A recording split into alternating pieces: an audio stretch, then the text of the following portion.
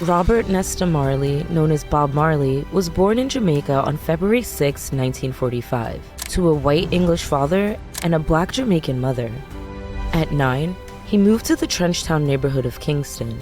There, he was often called white because of his mixed race. At 14, he left school to focus on music alongside friends Bunny Wailer and Peter Tosh. At 17, he suffered an eye injury while working as a welder. He took it as a sign that he should focus solely on his music. Bob rose to be one of the greatest musicians of all time and left us with a legacy of rebel music. At 18, he started the group The Wailers, once again alongside Bunny Wailer and Peter Tosh.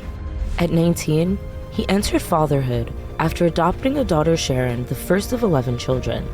At 21, he became Rastafarian and helped to popularize the cultural and religious movement of Rastafarianism.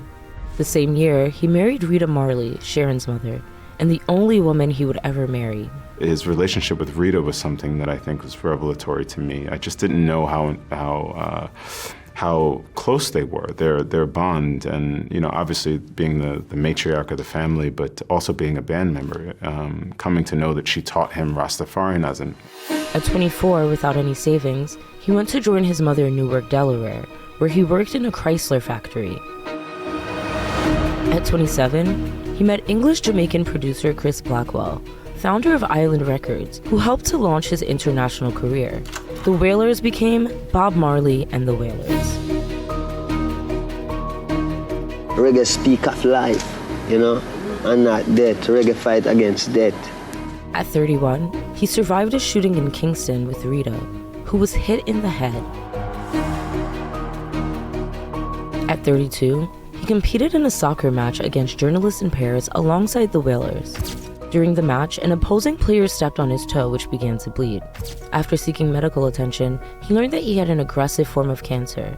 While he was battling the disease, he wrote Redemption Song, the last song of his last album, Uprising. Every time I hear that song, it just has a special place in my heart. I think he's singing from just where he's singing from, what he's singing for, the lyrics of the song, the special message.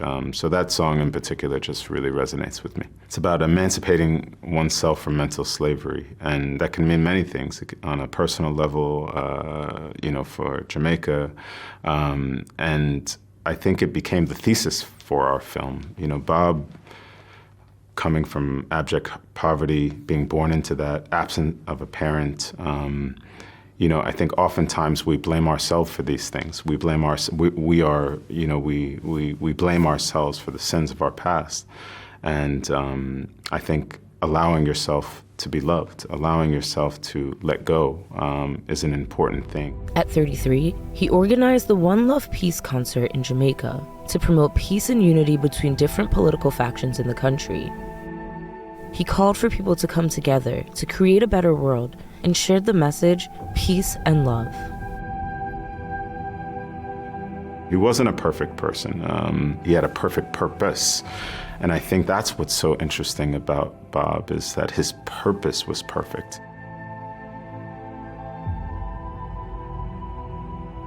The same year, he had released an album, Kaya, which means marijuana in Jamaican patois. Though Marley smoked cannabis openly, it was banned in Jamaica and was only decriminalized in 2015.